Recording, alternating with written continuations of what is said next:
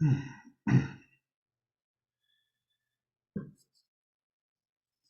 let's bow in.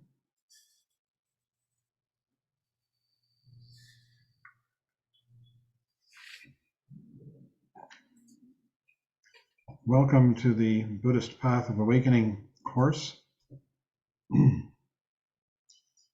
And we have been preparing, hesitating, trembling at the entrance to the third volume of the book of the 3-volume set, the profound treasury of the ocean of Dharma. And we are taking not exactly a sidetrack, but a preparatory track by going through some chapters of Cutting Through Spiritual Materialism. Tonight, we're going to address the chapter entitled Shunyata. This is a very profound subject at the heart of the Mahayana and Vajrayana Buddhist paths, because it is the entrance into reality and awakening, the discovery or the beginning appreciation of Shunyata. Shunyata, the word Sanskrit, shunya means empty or void. Ta is a nominative, so it becomes emptiness or voidness is the meaning of Shunyata. The Tibetan is Tongyi, which is, you can spell it phonetically, Tongny, I suppose, although there are other ways of spelling it. And this is really the heart of the Mahayana path, and it's the key to the beginning of enlightenment. In fact, the teaching of Shunyata starts before enlightenment, the experience of it, the understanding of it to a certain degree. It grows, and it is there in the descriptions of enlightenment and after. It is a description of what is real, and it is also a description of what is not real. What Shunyata is empty of is confusion and unreality, false beliefs, mistakes. It's empty of all that. And it leaves only the clear and true perception of this world and of oneself as they arise now, the only time that is ever real. This present moment, which is utterly ungraspable and yet is constantly appearing and disappearing. And Shunyata is the description of that. It describes what it is not, as well as what it is. So this chapter begins with the phrase, cutting through the conceptualized versions of this world. With the sword of prajna, we discover Shunyata. What that means is that we begin to see this world clearly, beyond our preconceptions, beyond our hopes and fears, beyond our imaginings, just the pure, simple, sensual, as well as mental appearances that arise in the present moment, without any comment, without any overlay, without any judgment or evaluation or labeling.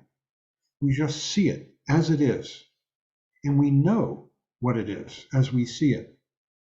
We know that this is a computer screen, that this is a voice, that the feeling of our bottoms on the chair or whatever we're sitting on is that, just that. It's clear, you don't have to label it. Labeling it is secondary, unnecessary.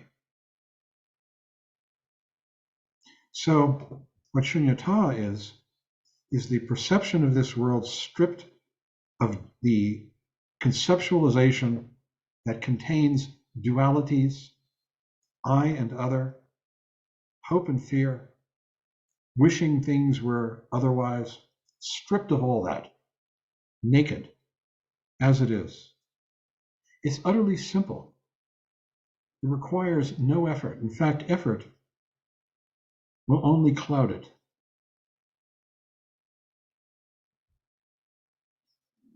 Effortlessness, the effortlessness of this true perception, which we can all experience moment to moment, is the way into Shunyata.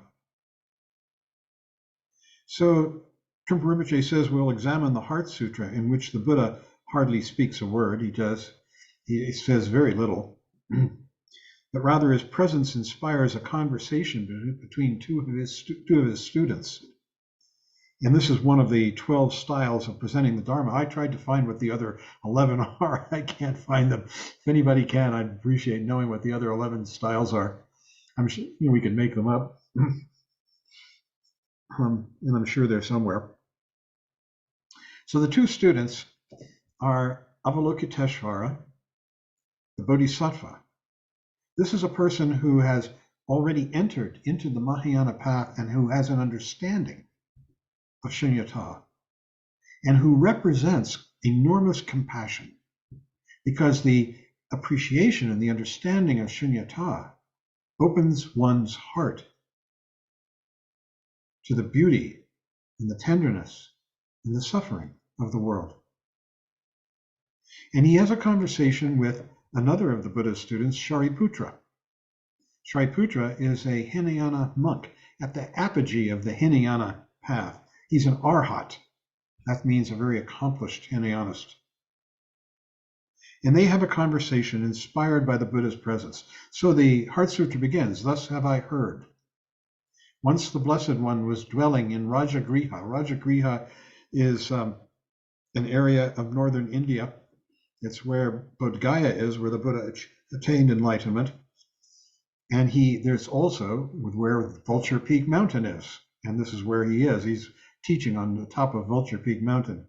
I'm here to tell you that it's a little disappointing when you actually see it. It's not quite a mountain. It's more like a big bump in the middle of northern India. And you can walk up it. And at the top, there's a terrace, which is supposedly where the Buddha sat and taught. And he taught, and it says, once the Blessed One was dwelling in Rajagriha at Vulture Peak Mountain, together with a great gathering of the Sangha of monks, those are the Arhats, and the Sangha of Bodhisattvas. At that time, the Blessed One entered the Samadhi, that's a state of awareness, ongoing clear awareness, that examines the Dharmas. The Dharmas, will come to that, are called profound illumination. And at the same time, noble Avalokiteshvara, the Bodhisattva Mahasattva, while practicing the profound Prajnaparamita, saw in this way. He saw the 5 skandhas, which make up what we take to be an ego, to be empty of nature, meaning they don't exist. They're fictions. And that's what Avalokiteshvara saw. And then, through the power of the Buddha, Venerable Shariputra, see, he was inspired by the Buddha's presence, said to Shariputra, "O Shariputra, how should a son or daughter of noble family," that means us Buddhists, "train who wish to understand the profound Prajnaparamita?" And then Avalokiteshvara, addressed in this way, says to Shariputra, "O Shariputra, the son or daughter of noble family who wishes to practice the profound Prajnaparamita should see in this way, seeing the 5 skandhas to be empty of nature." Empty of nature means 3 things. 1, they don't exist through time. There is no time. It's a fiction. It's a concept. 2, they're not unitary. They're not one thing. They're made up of endless parts. Somebody said the other day, it's like if you break a glass, the glass is gone. It's just made up of parts. And when you take it apart, it's gone. It's just a name. And then the third thing to be of nature that this is empty of is, we've got Somebody help me here. I've gotten lost in this. Uh, oh, that it is unitary, it's one thing, and that it's dependent, independent of other things. Nothing is independent. Like this image that you're looking at on the computer screen, it's got pink and gray, and then there's the screen behind and the air around and all of it. Everything is in a constant state of interdependence. But the idea that things actually exist independently as one thing, as me, as this mouse, as the computer screen, independently of each other through time, that is what is being denied. That is what Shunyata is empty of. It's empty of that nature, which is called own being. The term in Sanskrit is sva bhava. Bhava means to be or being, and sva means own, one's own self, or the own being belongs to it. It's empty of that. There is no svabhava. Everything is a constantly changing presentation, which you can't find a thing that endures even for a split second. And we'll come to that, back to that idea. So then Avalokiteshvara presents these teachings to Shariputra, who puts them under the microscope of prajna, clear seeing, without concept, as it is. He examined them, tried, and proved them. And the basic statement for everything is this. It starts with the first skandha, which you might remember is form. There are 5 skandhas: form, feeling, perception, formation, and consciousness. And he starts with the very first, form. Form is, it could be a thing, it could be a shape. It's something that emerges from space and has a definition, you might say, an edge around, like you can pick it up, hold it, observe it. And he says, form is empty. Empty of what? Empty of any name, label, concept, definition. And emptiness is form. That means that if you take this idea of emptiness, lack of concept, lack of definition, and turn that into a philosophical description and slap that on the mouse, the screen, your face, whatever it is, that ain't it either. Because now you've got another description that you're putting on to what you're experiencing in reality. So form is emptiness, but emptiness itself is another form. Emptiness is no other than form. Form is no other than emptiness. They are in union. In other words, emptiness is just a descriptor for what we are experiencing right now. And you can describe it, this empty of all these things, and then you throw it away. Because what are you going to do? Sit around and think about it all day? No, it's just a momentary description that has a purpose maybe when it's first uttered and then evaporates. So form is emptiness, emptiness is form is no other than emptiness. The two are in union, and emptiness is no other than form. This is the main point of this sutra. That all of this that's arising right now, you don't have to philosophize about it. And it's all just arising and passing away in the moment, vividly. And that what we're giving up is labeling of any kind, good, bad, hopeful, fearful, including philosophical, like emptiness. You're giving that up too. So he says, form is that which is before we project our concepts onto it. It is the original state of what is here, the colorful, vivid, impressive, dramatic, aesthetic qualities that exist in every situation. Form could be a maple leaf falling from a tree. What is? Objects, just what is. Evaluations are created later in our minds. These things are just forms, that leaf falling from a tree. And then you say, oh, isn't that leaf beautiful? And you've laid that concept onto it. And emptiness has disappeared. into a conceptual formulation. So form is empty of our preconceptions, our judgments. Form just is. And the first skanda is form, means any form, an object, physical. Forms are precisely what they are. But emptiness is also form, he says. We thought we had understood it, that if we take away our labels and judgments, it is as it is. And then he says, to try to see these things as empty is also to clothe them in concept, in a philosophy. Form comes back.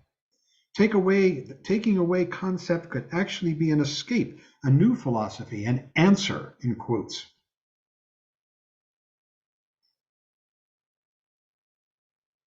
It's putting a cloak of emptiness over things. So basically, what it means is seeing the isness of things, he says. That this is real, this desk, this image on the screen, and all of this. We have to actually feel things as they are, the qualities of the garbage heapness, the qualities of the maple leafness, the isness of things. We have to feel them properly, not just trying to put a veil of emptiness over them. We have to see them, the raw and rugged qualities of things precisely as they are. So I'm just reading here from some quotes. So first we wipe away all our heavy preconceptions. This is good, this is bad, this is for me, this is for you. And then we even wipe away the subtleties of such words as empty. We're giving up our philosophy and just resting in awareness, leaving us nowhere, completely with what is, leaving us nowhere. Nowhere. We're not getting enlightened, we're not getting unenlightened, we're in nowhere. We're here, and here is nowhere. Finally, we come to the conclusion that form is just form and emptiness is just emptiness, which has been described in the sutra as seeing that form is no other than emptiness, and emptiness is no other than form. We see that looking for beauty or philosophical meaning to life is merely a way of justifying our own existence. Looking for beauty or philosophical meaning to life. We're giving all that up. We're becoming like the wind. We are becoming like the weather. We are becoming like grass. Here we are.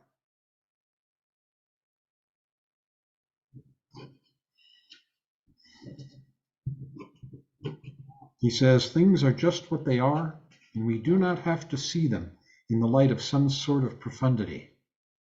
Finally, we come down to earth. We see things as they are, in their own qualities. This is the Heart Sutra. So Shunyata is the complete absence of filters or conceptual overlays of any kind. You're just seeing whatever it might be, the sight, the sound, the thought. Absent even the teachings of the Heart Sutra. It is a question of seeing the world in a direct way, without desiring a higher consciousness or significance or profundity. It is just directly seeing, perceiving things literally as they are in their own right. He says it, he's been saying it over and over again, and I'm just doing it too, because we can hear it over and over again. How to experience this in everyday life? Without judgment or evaluation, without experiencer, not dwelling on anything, being suspended nowhere. So we don't have to analyze or interpret things further. And then he quotes the famous Zen master who said, when I eat, I eat. When I sleep, I sleep. Just do what you do completely, fully. To do so is to be a rishi, an honest, truthful person who doesn't distinguish between this and that. He does things literally, as they are, directly. The Buddha, as the great Maharishi, great Rishi, Maharishi, who was not trying to be truthful, but simply was true in his open state. And this is the view of the Madhyamaka school. This is one of the great schools of Mahayana Buddhism. Madhyamaka means middle way. It was the school founded by the great Buddhist Nagarjuna. His name is, or Nagarjuna. He says, words cannot describe but can only point to partial aspects of experience. So words in this context are regarded as tags, labels. They aren't the things in themselves. So for instance, if you take a piece of paper, a tag, it's got a string on it, and you write the word desk on it, and then you tie it to your desk, and now you've got this tag on your desk. That's the purpose, that's the function, that's the relationship of names, concepts, to what they refer to. They're like labels, tags. They're removable. They're just useful way to take things. So you can say to the person, do you need a desk? I've got an extra desk. You can use that word desk. But the word desk has no real function, no real meaning, rather. The desk itself is here.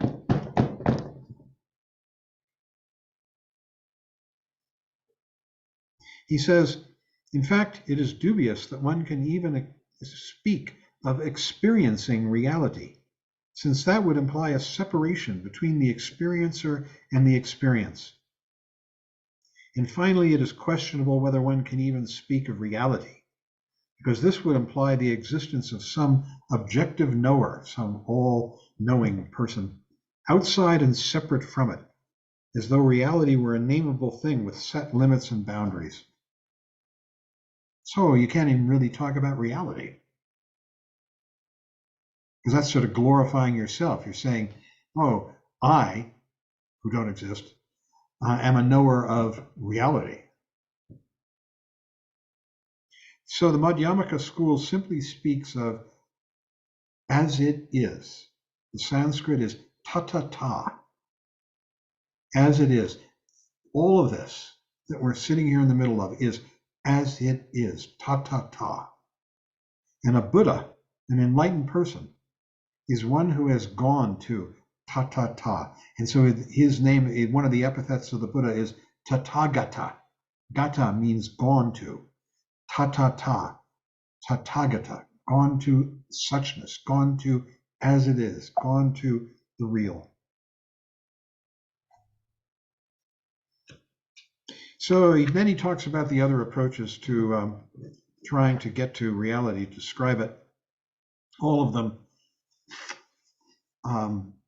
erroneous, false. And there are three main ones. I'll go through the first two quickly. The first one is eternalists. These are people who believe that there is an eternal substance. So for instance, one of the Hindus' approaches to this reality said that there is a Godhead, Brahman, and that all of us are traveling towards this like rivers approaching the ocean. And that eventually we will meld into that Godhead, just as the waters in the river meld into the ocean. And that this is eternal, this Godhead. And that we are like fragments of it, parts of it, becoming one with it. And from a Buddhist perspective, it's a myth. It doesn't exist.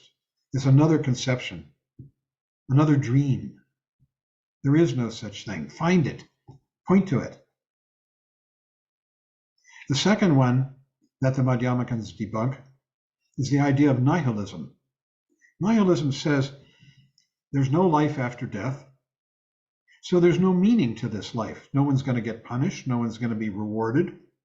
There's nobody up there watching you, saying, oh, that was good, this is bad. None of that. We're just living in the middle of a meaningless world and life. And eventually we'll die, and that's that. This is the nihilist view. There are modern correlates for this view, just as there are for the eternalist view. The eternalist view you find in standard religions, theistic religions that believe in God, Godhead. And the modern versions of the nihilist view, the ones that are most, at least the ones that I've seen and read and studied back in the day, are, for instance, the existentialists, Jean-Paul Sartre, Albert Camus, who basically said, this life is meaningless. All we can do is pretend that it has some meaning so that we can live in a way that seems meaningful for the short time that we're here. That's straight out of one stage, anyhow, of Albert Camus' development. And when he wrote the book, The Stranger, L'étranger, which you can read. It's a wonderful book. A lot of fun to read Albert Camus. And Sartre, No Exit, his famous work about a bunch of people trapped in a room forever. The meaninglessness of life. The third approach is what in this chapter is called atomistic pluralism. And I confess, I was 25 years old. I had studied philosophy in college, and I borrowed a term, and Rinpoche said it was okay, from Leibniz. He was a great Western philosopher who had a philosophy of atomistic pluralism. Also, there are other people who have referred to the early Hinayana philosophy that we're moving through as atomistic pluralism. And in fact, what atomistic pluralism is about, basically the Hinayana philosophy, says that all of life is made up of momentary atoms, you might say, of existence. These atoms of experience are of fundamentally two kinds. There's a third kind, but we're not going to get into that. It's an anomaly. They're just trying to cover all the bases. But the two main kinds are physical atoms and mental atoms. These are, as Herbert Gunther, the great Buddhist scholar for a while anyhow, until he got really nuts, said, these are atoms of experience. So you have an experience of something physical. This is the color on your computer screen, the sensation as you tap your desk with your fingers. These are physical atoms of experience. They're momentary. They only last for a split second. And you have mental atoms of experience too, those thoughts, emotions, moments of concentration, whatever it may be, that come and go. These atoms of experience are momentary. They only exist for a fraction of a second. And in fact, what it says in the teachings is that they exist for a 60th of a second. Some places they say that.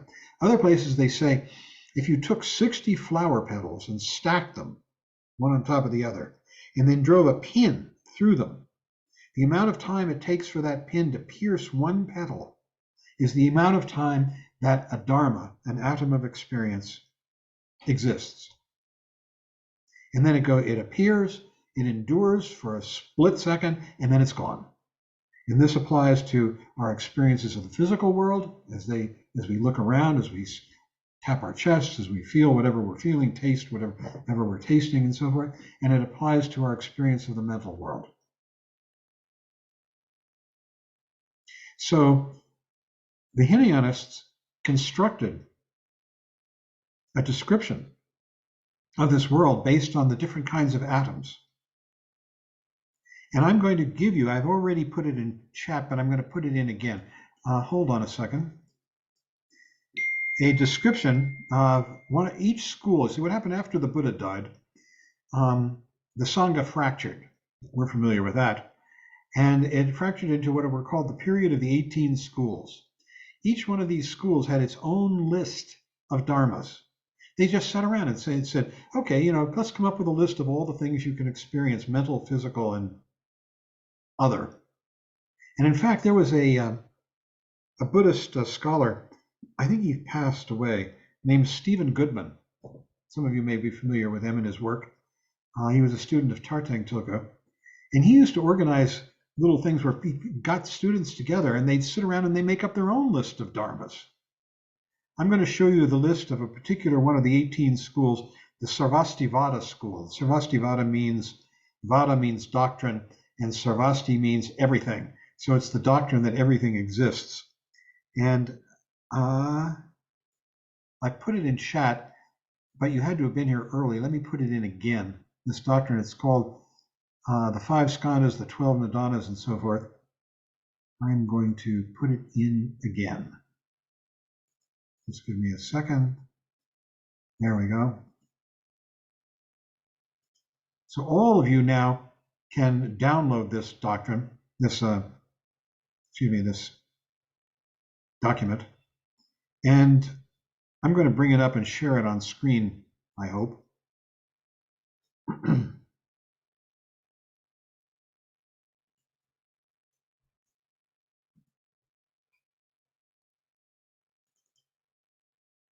Yeah.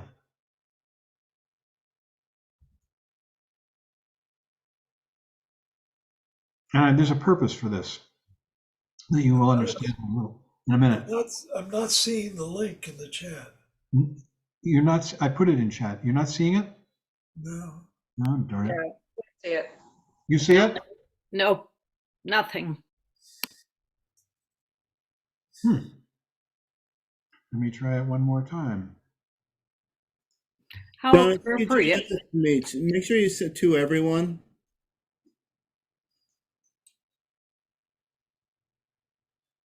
Oh, that's a good point. Yeah, I'm giving it to you, Michael. Oh, that's what I was, yeah. That's why. I had it all. I had you up there. All right, one more time. Here we go. And you'll be able to download this. There are better versions of this, but this is what I've got.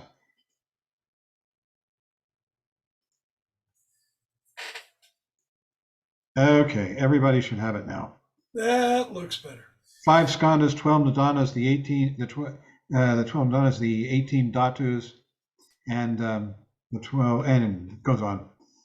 I'm going to bring it up on screen. And the reason that I'm doing this is that the Heart Sutra, you see, in the Heart Sutra, what he's doing is he's going through all the things that the Hinayanists think exist. The 5 skandhas, the 18 dhatus, the 12 ayatanas, the 12 nidanas, the 3 marks of existence, the 4 noble truths. And he's saying none of that exists. That's what Nagarjuna is, that's what the Buddha is doing in the Heart Sutra. And here is the list of none of which exists. I'm going to share this on screen. Here we go. There we go. The 5 skandhas: form, feeling, concept, accumulations. Rupa, Vedana, Samjna, Samskara, Vijnana, consciousness.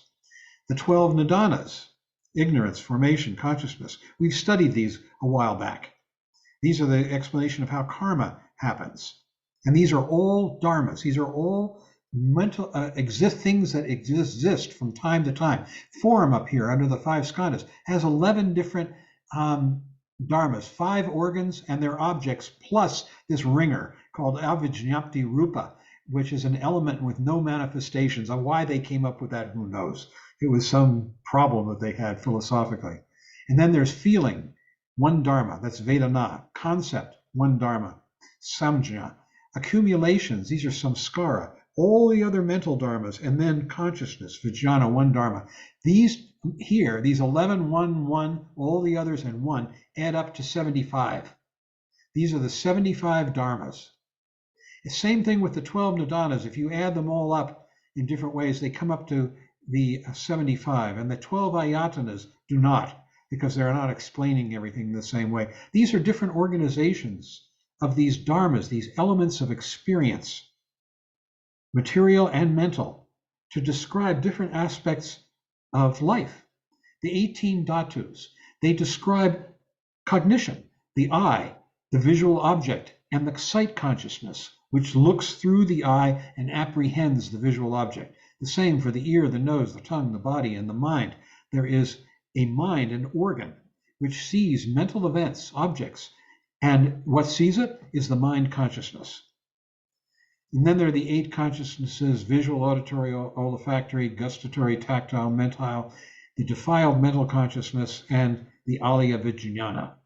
So all of these are different ways of organizing the dharmas to explain reality. And what the Buddha is saying is, he says, Avalokiteshvara actually is saying it, no eye, no ear, no nose, no tongue, no body, no mind. That's the 5 skandhas. No ignorance, no mind, no body, no mind, no appearance. That's no appearance. That then now we're going into. I'm sorry. The here no appearance, visual objects, no appearance, no sound, no smell, no taste, no touch, no mind objects, no dharmas of objects. And he's gotten rid of the 12 ayatanas. And then he goes through and he adds in, and no sight consciousness, sound consciousness, smell, and we get the 18 dhatus. And then he says, in the same way, no feeling, no perception, no formation, no consciousness, no eye, no ear, no nose, no tongue, no body, no mind, no appearance, no sound, no smell, no taste, no dharmas, no up to no mind dhatu. He's gone through the 18 dhatus, no dhatu of consciousness.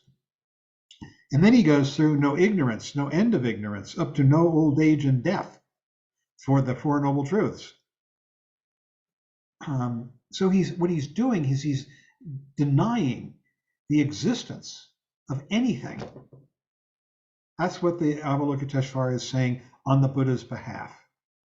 That none of these things have true existence. The Hinayanists thought they did. What the Hinayanists thought was that there is no self, because the self is just a name for the collection of dharmas called the five skandhas.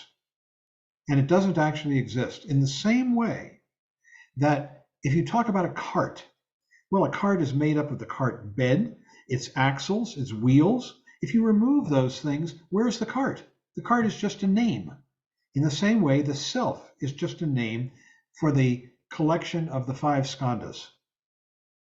That's what the Buddha was teaching. Hold on, I got to get my mouse working here so I can get rid of this. There we go.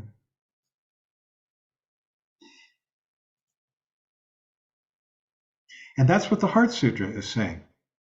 No eye, no ear, no nose, no tongue, no body, no mind. That's the five skandhas. No appearance, no sound, no smell, no taste, no touch, no dharmas, no eye dhatu, up to no mind dhatu. He's getting rid of the 18 ayatana, the 18 dhatus and the 12 ayatanas.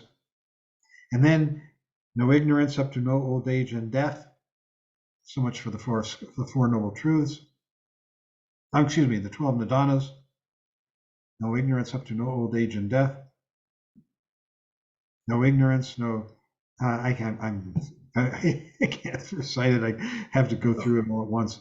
No suffering, no suffering, no end of suffering. No path, no wisdom, no attainment, and no non-attainment. He's denying it all. None of this has any true being in the present moment. This is the doctrine of Shunyata.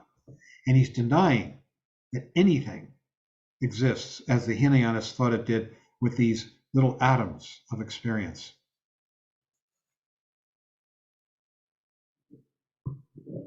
Let me see where I've lost my place in my notes. Okay, so we've gone through these three misconceptions: theism or eternalism, nihilism, meaninglessness, that everything is meaningless. That's false too. What a depressed philosophy that is. And then this atomism, which he denies as well. And you can't, he says, the idea that there is no answer. Oh, nihilism. Let's skip that. He says that the Hinayana schools of Buddhism, in fact, all of these misconceptions, eternalism, nihilism, the atomism, fell into a mistake. They felt that there was an area of mystery, something we don't understand, and they came up with these ways of trying to define and solve this mystery. But there is no mystery. It's just the mystery is also a creation of mind. And when we come present, awake, here and now, it evaporates. He says the Hinayana approach sees impermanence as the great mystery, the impermanence of these atoms, the fact that they rise and pass away. But there is no permanent substance or solid thing. That's what they're saying. From the Madhyamaka point of view, it says these three errors are inescapable as long as one searches for an answer to an assumed question, as long as one seeks to probe the so-called mystery of life. So as long as we're on this philosophical quest, this religious philosophical quest, we're going to try and come up with answers, and they will be like these, one version or another. And what we are being enjoined to do is to give up that philosophical quest, that search for the answer to the mystery, and instead simply be here and appreciate this life as it arises and passes away now. And then he talks about the Yogacara school in this chapter. The Yogacharans came up with an answer to the mystery. They said that everything is mind, that it's all mind. There's no subject object. Everything is arising in cognition, that this, what we're living in, is cognition. And everything is arising and passing away in it. And that the only true reality is this one mind. And this school was called Yogacara, which means the union of practice. And it was also called Chittamatra, which means mind only. And it was the first time that Buddhists got rid of the idea of a subject and object. They said that there is no such thing, a knower and a known. Because in the Hinayana schools, they still had that. The idea was that there are dharmas and that they are truly seen by a knower. So he says, according to the Yogacharan's own philosophy of self-luminous cognition, that everything is glowingly known, subjective thoughts about an object are delusive, there being no subject or object, but only the one mind, of which the watcher is a part. So it's impossible to state that one mind exists. This is the Madhyamaka critique. They say, if you posit that there's only one mind, who knows that? It's got to be a second mind. So it doesn't work. There's no one to watch, no one to know anything. Reality just is. This is what is meant by the term Shunyata. There is no one to watch, no one to know anything. Reality just is. You could take that and write it on your refrigerator. There is no one to watch, no one to know anything. Reality just is. And we're sitting in the middle of it right now. Any comment about it is unnecessary, superfluous. So how does error occur? How do we get confused? He describes this in the chapter in, I think it's volume 1 of the Profound Treasury, in other places, also in Cutting Through, with the birth of ego. That there's this open space in which everything is flashing and appearing, these colors, these sounds, whatever it may be. And suddenly, in the middle of all that, there is a figure that emerges and everything else becomes the ground, the background. So this figure of this person talking and everything else is secondary. And that figure implies the existence of a perceiver of the figure, me. And this is the way ignorance, confusion arises, because suddenly there's that and there's this, and there's a journey from that to this. If that's there, then I, the perceiver, am here. And then we go back. What's my relationship with that? And we reach out and feel it. Is that for me, against me, or indifferent? And we reach out and feel it, and we get a message back. Oh yeah, it doesn't care about me. It's indifferent. Those are the 3 poisons: passion, aggression, and indifference. And ego builds from there. Then we put a name on it. We say, oh yes, that thing is for me. It's a good thing. And we start building concepts, and ego begins to develop, and we get the whole structure of confusion. So basically what he's saying is that the way in which confusion starts and Shunyata is lost is when we allow a figure to emerge from the ground as being important. And that figure implies the existence of a perceiver of that figure here, me. And suddenly we're in a dualistic relationship, and we have duality, I and other.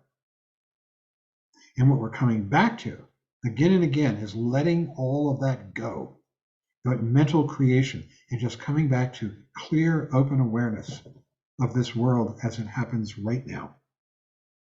He says, so there is no one to watch in reality, no one to know anything. The wise should not dwell in the middle either. Reality just is, and this is what is meant by the term Shunyata. Through this insight, the watcher, which separates us from the world, is removed. We don't need it. He used to call the watcher, that's who's saying, oh, that's there and I'm here. That's what the watcher does. And then more and more and more stuff. And that's good, and I like it. I'm going to bring it to me. The watcher is saying all that stuff. And what Rinpoche used to call the watcher the hitchhiker. I've told you this. It's unnecessary. It's hitching a free ride.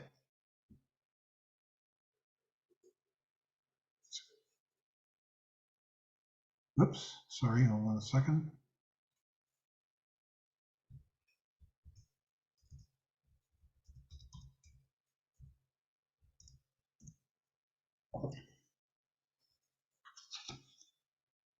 So Shunyata is clarity, which transcends conceptual padding and unnecessary confusions. Unnecessary confusions. They are unnecessary. You don't have to try and get rid of them. They're just unnecessary. They leave. It is freedom from this and that. What remains is open space, the absence of this and that dichotomy. This is what is meant by the middle way, Madhyamaka. So Shunyata is the absence of conceptualized attitudes, false habits of mind. It just evaporates, those false habits of mind. So the Heart Sutra ends with the great mantra. Gate, gate, paragate, parasamgate, bodhisvaha. The first gate is form is empty. Empty of what? Empty of conceptualization. It's baloney, all that stuff. And the second gate is, but emptiness is form. Be careful. So you get rid of that conceptualization. And then paragate. Now form is form and emptiness is just emptiness. We've gone beyond, completely beyond. We're just here, stripped, simple. Bodhi, awake, given up, completely unmasked, naked, completely open. Svaha, so be it. That's what svaha means, more or less. Gone, gone, gone beyond, completely exposed, awake, so be it. Thus the Bodhisattva Mahasattva should practice the profound Prajnaparamita. When the Blessed One arose from that samadhi and prayed, then the Blessed One arose from that samadhi and praised noble Avalokiteshvara, saying, good, good, O son of noble family. Thus it is, O son of noble family. Thus it is, just as you have taught. And all the Tathagatas will rejoice. Then the world with its gods, men, asuras, and Gandharvas are celestial musicians, arose and praised the words of the Blessed One.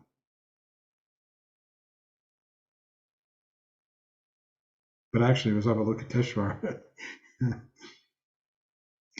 So there are a few things in the Q&A which were pretty good, but I think we've gone quite a while, and I'm going to stop here and open this up for discussion. Oh, Michael, if he has any comments, and then we'll have a discussion. Thank you. I'm going to say just a little bit that I hope will be helpful. I think the first thing is what we're presented with in this chapter is the ultimate view of Madhyamaka, which basically cuts through any reference point.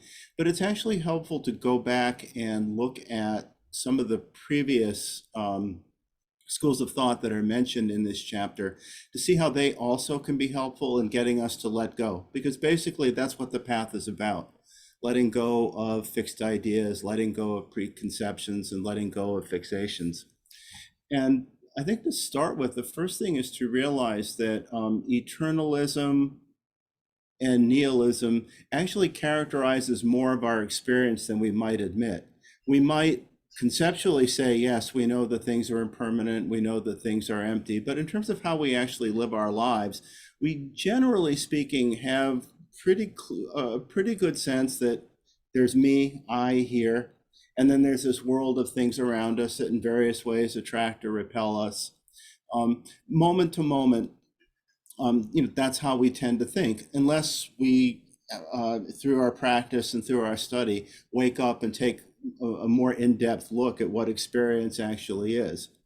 But anytime we expect that the world around us is going to be pretty much the same as it was yesterday, that the people are going to be pretty much the same as they were even a moment ago, that anytime we're really attracted to something we want to buy, for instance, or something that we see as something that's really repulsive, there's a hint of eternalism in that we have some fixed idea about what something is. And so we begin in the Hinayana with breaking down, in particular, the belief in a self. And that's what he actually says in the chapter here in two places. But he says the experience of Shunyata cannot be developed without first having worked through the narrow path of discipline and technique. Technique is necessary to start with, but it's also necessary at some stage for the technique to fall away. From the ultimate point of view, the whole process of learning and practice is quite unnecessary. We could perceive the absence of ego at a single glance, but we would not accept such a simple truth. In other words, we have to learn in order to unlearn. That whole process is that of undoing ego. And that's what the Hinayana is all about. That's why there are all these extensive Abhidharma teachings, which the chart John showed us is really just scratching the surface of. It really goes into incredible depth. But the idea is to come to see that what we take to be a solid self is in fact made up out of a lot of parts. The skandhas, all the mental events that are they're part of the fourth skandha, all the perceptions, the feelings. And when we actually look at our experience right in the moment, we realize that it's changing all the time. That what we say is me, what we say is not me, how we feel, how we think, what we perceive is in constant flux. And that the appearance of a continuity really exists only in the moment. We create a story where in one point in time we feel like we're victorious or successful in our lives, and at another point we get completely depressed and feel like nothing works. And each one is just the story and a created continuity that doesn't really exist. It's just put together on the spot. And the more we look at these moments of experience, the more we're able to see how our experience of self is impermanent. We begin to be able to let go of a sense of self. And that really is what the Hinayana teachings in particular are about. And that's what we work with over and over in the way that he was saying. We can see it all in a glance, but do we believe it? Do we really shift our perspective? That takes time. We're quite habituated to seeing the world as I, me here, and the rest of the world out there as two separate things. And that goes into the other school that he talked about, the Yogacara, the mind-only school, because there we have this sense of experiencer and experienced, and we think of them as two separate things. But when if we really slow down and look at our experience in the moment, then what we come to see is, in fact, they're two parts of the same thing, that they're all actually mind. And we can see this even in a very almost materialistic way, you could say, with the sense of sight. Basically, what the eyes do is take in light, which is then processed internally. But we don't experience sight as an internal process, even though that's what's actually happening with the eyes. We project a world around us. And the more we look at it, the more we realize that experience and experiencer are really one and the same thing, that it really is all an experience of mind. Even though we believe that there's an external world and there's an internal person or entity of some kind that's experiencing that, when we actually look at what's happening in the moment, we come to see that it's just two sides. They're both the activity of mind. The Yogacaran sometimes uses an example of this, what happens in a dream. that in a dream where we're clearly living in a world that doesn't exist, a world that's created by mind, we still see ourselves as existing and the things around us in the dream as somehow external to us. And that's why we become frightened in a dream, passionate in a dream, tempted in a dream. And what the Yogacarans say is it's essentially that's the same thing that happens in daily life, even when we're awake, that we are projecting a world around us that we take to be real, and in fact, it's altogether mind. It's mind only. This doesn't mean there isn't an external world that doesn't actually exist, although some Yogacarans go so far as to say that. It's more that, as Trungpa Rinpoche says, we can only experience it through mind. And this begins to really break down the ordinary dualistic way in which we see the world. We tend to see the world as me here experiencing things and things out there as actually existing. But when we actually look at our experience, what we actually realize is that it's all mind. And then what the Yogacarans say, as Trungpa Rinpoche says, well, then mind exists, that this knowing, mysterious, intelligent, cognitive quality of mind exists. And the Madhyamikans even cut through that. So in the end, there's no reference point at all in terms of what you can say exists in any real way. And yet at the same time, things appear. And so we can't say that they don't exist either, because when we get into saying that, well, then if nothing's real, then nothing exists, that leads us into nihilism, which is clinging yet again to another point of view, another fixed belief, which is also delusory from a Buddhist point of view. There was a Buddhist teacher whose name I forget, who said, those who believe in eternalism are stupid as cattle, but those who believe in nihilism are even stupider, because they should be able to see through holding on to a fixed belief, but they don't. So that's why nihilism as well is a problem. So then we're just left with, as he says, things as they are.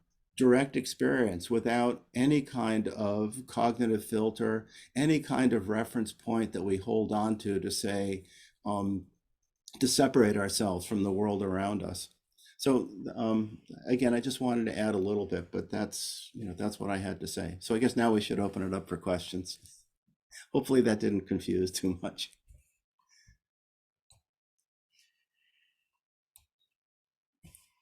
So Vicky has her hand raised.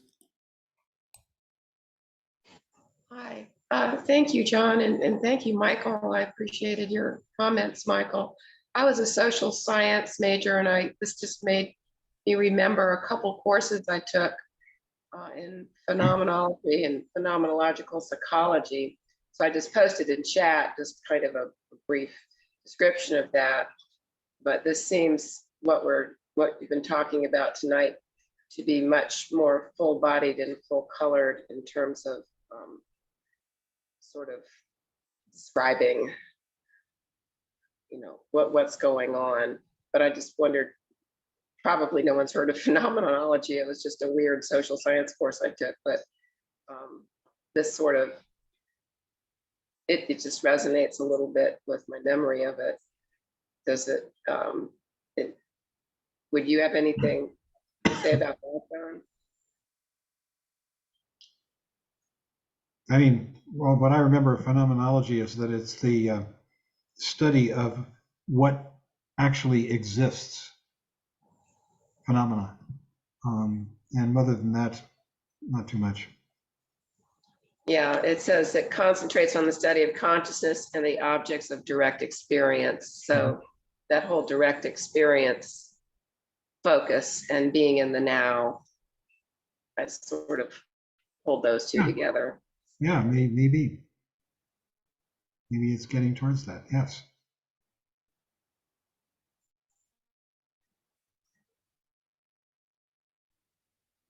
I also want to direct your attention to sorry. I wanted to direct your attention to the Q&A in this chapter. It's pretty terrific. There are some things in there that are pretty mind-stopping. As for instance, he says, Enlightened people, quote, do not plan for the future because they have no desire to provide security for themselves. They do not need to know the pattern of the future anymore. They have conquered the preconception of future. They are fully in the now. The now has the potential of the future in it, as well as that of the past. Enlightened people have completely mastered the restless and paranoid activities of mind. They are completely, fully in the moment. Therefore, they are free from sowing further seeds of karma. That's pretty radical.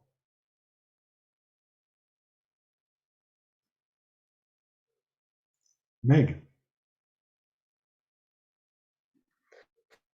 Yeah, it just struck me as you're talking about all of this is, and I'm familiar with this material, but I'm wondering in the time when it was being introduced, um, it seems like they would have had a hard time finding followers because most religions are offering something comforting and something in the hereafter, and these guys are basically saying that everything you believe in doesn't exist. You know, these words don't exist, and it's not. It doesn't strike me as a big draw. And so I'm wondering what kind of, I'm not really sure how to formulate the question, but like what kind of What, feel good thing are they offering oh, with, the feel good things. with this philosophy? What are they offering with this? Yeah, the feel good. I mean, how is this, how does this feel good? Because The it's also truth. The truth is what they're offering. the truth, but also this is the path of compassion, which we're going to be coming to more and more. That Shunyata, freeing us up from self and other, belief in I and other, can open the heart because you're no longer protecting yourself or self-aggrandizing. So the Bodhisattva path is one of enormous compassion.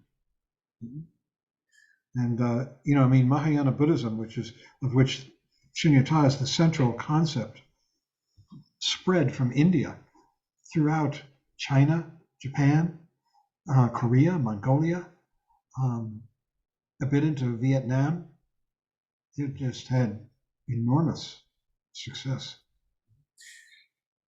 I would also say this is why it's important to consider these things in the context of, the whole scope of the Buddhist teachings, that in the foundational, the Hinayana begins with the truth of suffering. And what this is offering us, the reason we suffer is because we don't see things as they are. We believe in things that aren't real and act on those beliefs. And that produces tremendous suffering for ourselves and other people. So what it's offering is freedom, and freedom from that suffering, as well as the ability to truly be a benefit to others, because again, we're not caught up in mistaken beliefs. At least that's how I would, if I were on Madison Avenue trying to sell it. That's where I'd go with it. Thank you. Yeah, thank you. It was a great question. Really makes us. Mm-hmm. Yeah, this is a very particular subject tonight. I mean, Shunyata is certainly perhaps the most powerful concept, it seems to me, I don't know. This is my personal feeling, so you can take it as you will. Yeah, most powerful concept in the Mahayana. And yet, to take it out of context, you leave out a lot, a tremendous amount. Which is why next week we're going to do the chapter on prajna and compassion. We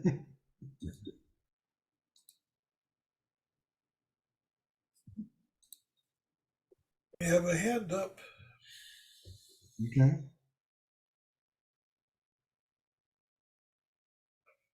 Christy? Okay. Hi, everybody. Thanks, John. Thanks, Michael. It's so helpful.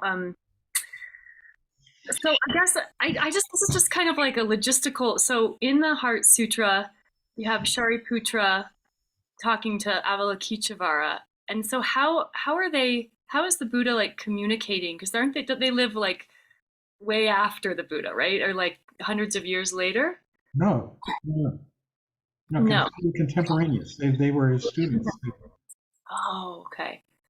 Okay, so the Buddha's sitting right there. Yeah. Listening. Oh, Okay, yeah. that helps me. Just really. Thank you. That's okay. Yeah, the Buddha's there creating the whole atmosphere in which this conversation can take place. And the conversation was like just verbal, or was it? I don't know. Was it? Yeah, it's all words. Okay. Okay. Cool. Thank you.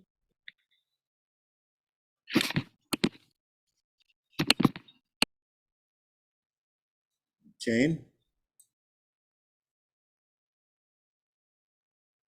Okay.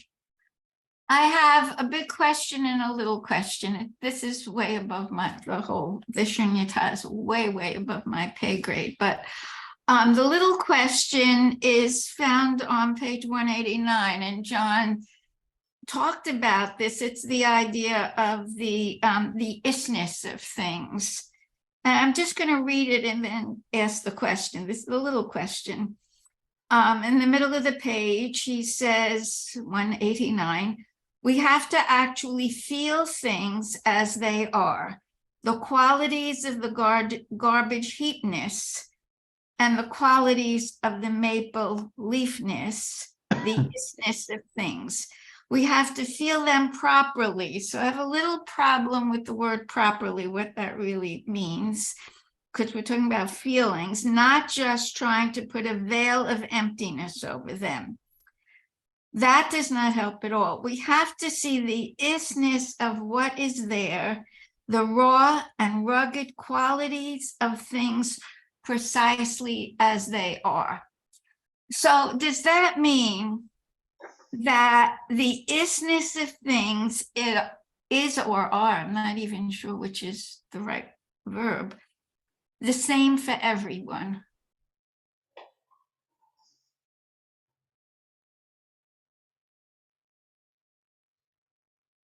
I'll take a stab at that. I mean, two people can be looking at the same tree, but you're looking at it from different angles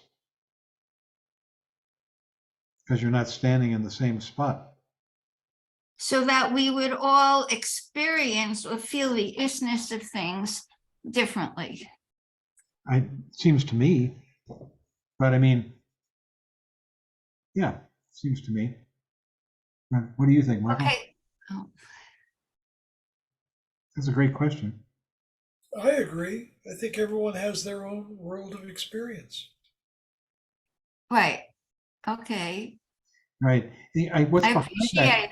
I appreciate that. It just it kind of flies in the face of this this absoluteness about everything being empty, No, I think what's behind that question is the assumption that from some point of view, there is one version of things that is true. But this is saying there is no version at all. Right. Anything, true, false, indifferent. There is just what each one of us experiences in the moment, and that is vivid. Okay, that really helps. That's very helpful. Yeah. Michael, did you want to add something? You look like you want to add something, but that's very helpful. But one last thing here. It's not saying that everything is the same, Right. That would be another philosophical statement. It's removing the idea, the whole problem of are things the same or different for two different people. It's saying it's not a real question. It doesn't matter? Could No, we say that? It doesn't matter.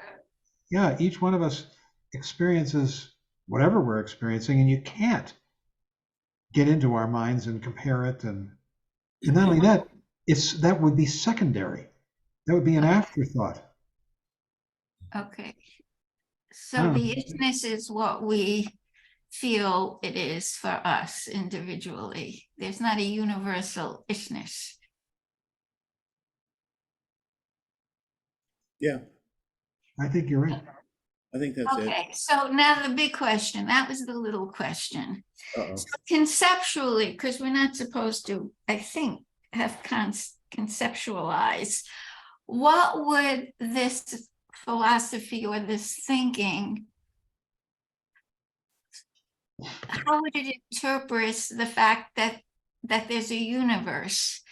And today we know a great deal about the science of the universe and, you know, particle and waves and quantum physics and the idea that black holes speak to each other from great, great distances and the whole breakthroughs we've made in cosmology. So, I mean, that's conceptual. I mean, there is a universe.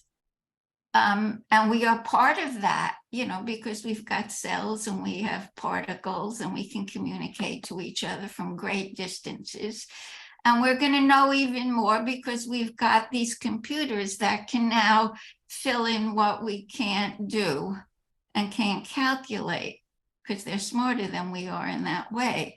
So how does that fit with this emptiness, and form is empty and empty is form? I'm trying to put the big picture together with like the little question about, you know, the isness of things, and try to see it and understand it, and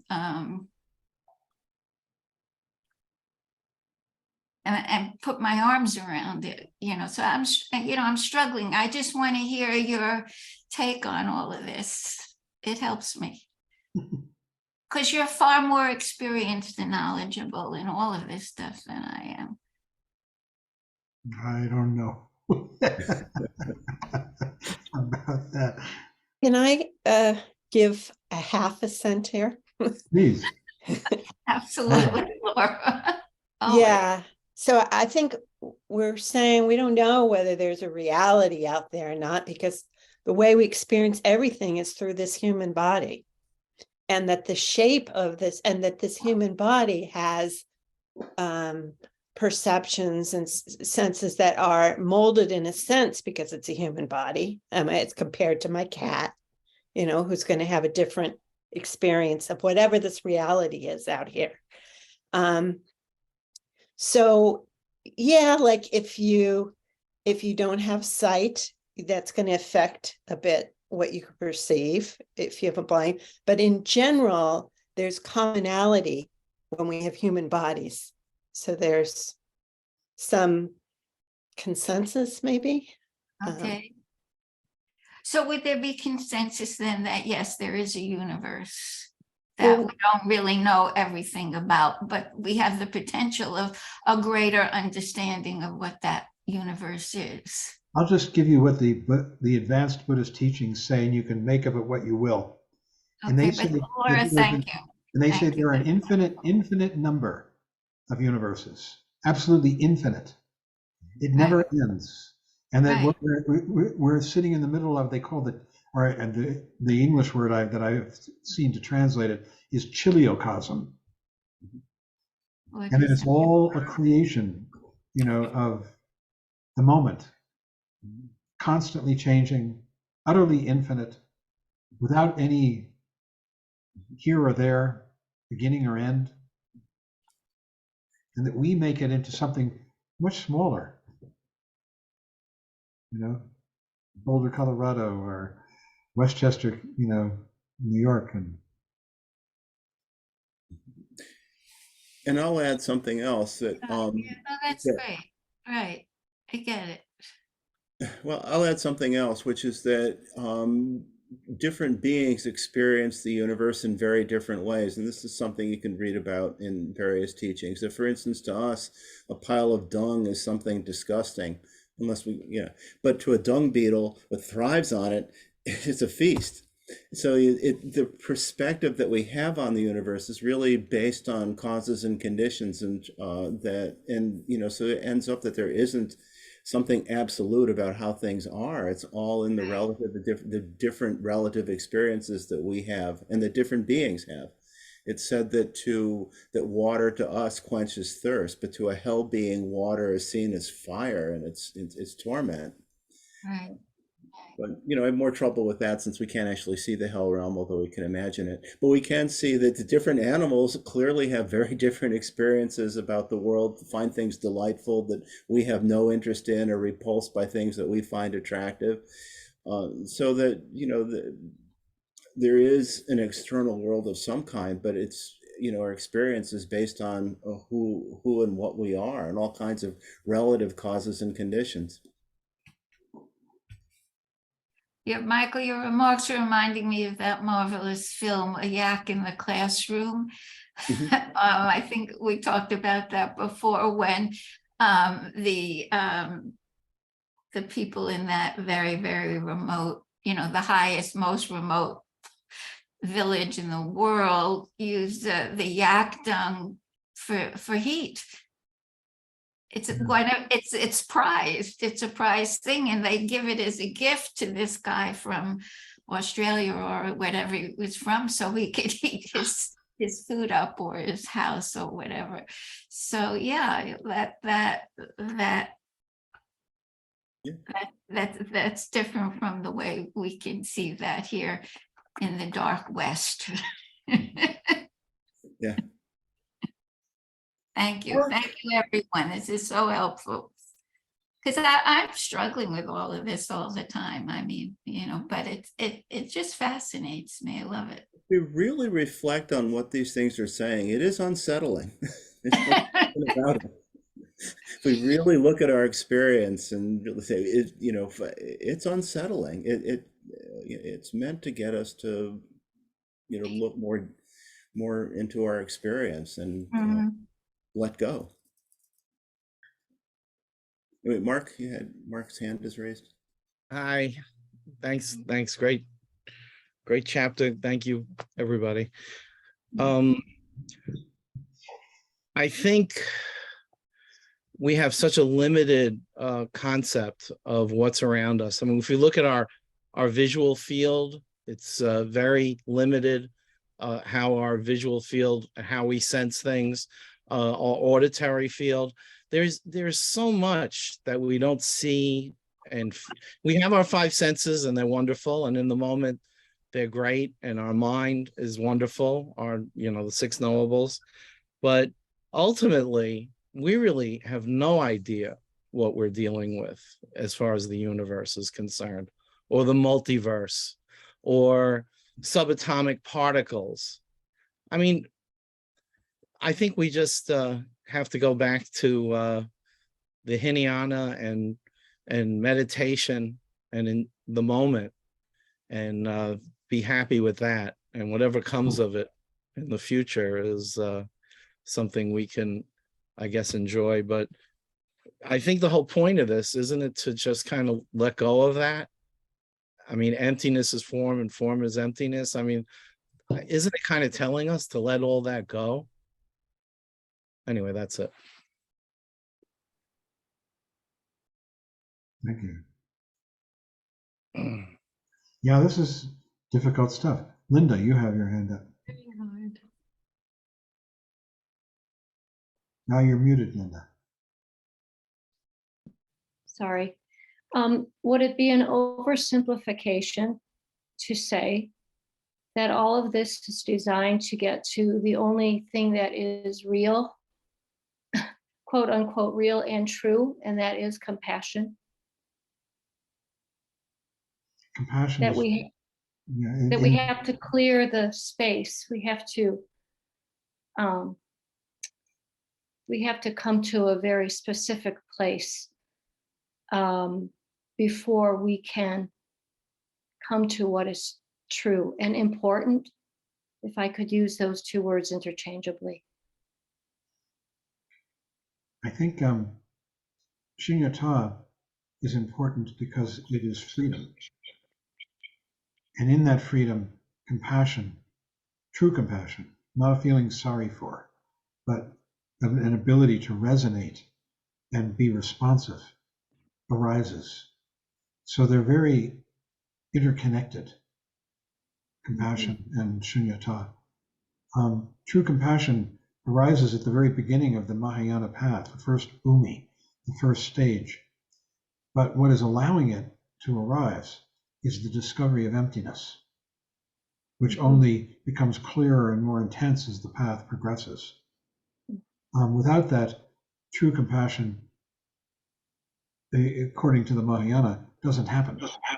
The compassion of the Hinayana is a dualistic compassion, which amounts to a feeling sorry for. And whereas the compassion of the Mahayana is more profound. So there are these three main principles that arise within the space of Shunyata. One is compassion, and the second is, which also is part of it, is prajna, clear seeing, seeing beyond concept and label. And the third is skillful means. And what that means is that having felt the need for responsiveness and seeing clearly, you now act appropriately and skillfully. And these three qualities are the qualities of the Bodhisattva that arise within the space of Shunyata. Shunyata is what makes it all happen, because Shunyata is the perception of the world as it truly is, as it really is, not as this I-other game that we've been absorbed in all our lives. And so this is a waking up from that. Rinpoche, at one point in the Q&A, let me just read this if I can find it. He says something I found pretty shocking. About enlightened people not planning for the future. That was wild, I thought, because they're fully in the now.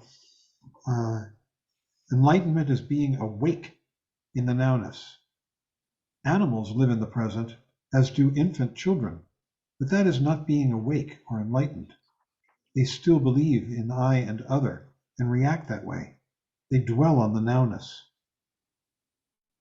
It says samadhi, that's being aware and absorbed in that, is complete involvement, and nirvana is freedom. And both are connected with shunyata. When we experience shunyata, we are completely involved, without the subject-object division of duality. We are also free from confusion. Wow.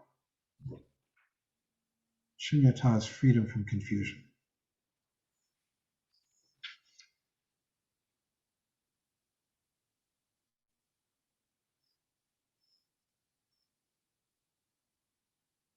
Well, maybe we should stop here. It's time. And we'll have a discussion group tomorrow. We'll continue on with this. Honestly, I think we'll be contemplating this, each one of us, or at least in my experience, for years and years. Just until we're enlightened. Well, that's true. Thanks, Gary. Something to look forward to. So I've forgotten who's leading us in the chants. Is it Meg? No? Who was? Oh, it's Sue. Sue, are you leading us? No? Who is leading us in the chants? Yeah? Sue, you going to do it? Sue and Michael, I thought. Oh, it was you. You led us this evening. Michael could do it too. Sue and I did it together, but I can do it. Just put them up. I'll put them up and you guys can fight it out. Okay. Hold on a second. Pages. Okay. So we'll close with a prayer for peace, and by dedicating the merit generated through our study and practice for the benefit of all sentient beings. By the blessings of enlightened and compassionate ones, by the power of my positive actions of 3 times and my prayers of pure aspiration, may wars, conflicts, epidemics, and all other maladies dissolve in this world, and may the earth and all who live on this earth enjoy the abundance of well-being. May all learn to live lovingly with each other. By this merit, may all obtain omniscience. May it defeat the enemy wrongdoing. From the stormy waves of birth, old age, sickness, and death, from the ocean of samsara, may I free all beings. By the confidence of the golden sun of the great east, may the lotus garden of the Rigdon's wisdom bloom. May the dark ignorance of sentient beings be dispelled. May all beings enjoy profound, brilliant glory.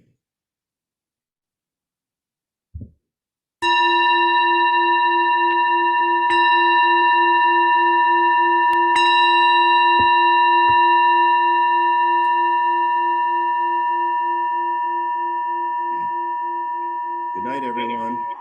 Thank you, Michael. Thank you, Everybody. Thank you, Sue. John. Thank you, Michael. Thank you, Good night. John. Thank you, Everybody. everybody. Good night. Everybody. Thank you. Evening. Bye. You all. Good night, all. Thank Okay. you. Thanks, Sue. Bye. Thanks, Bye, Meg. Bye, Kurt. everybody. Bye. John and All right. Michael especially. Bye, everyone. Bye.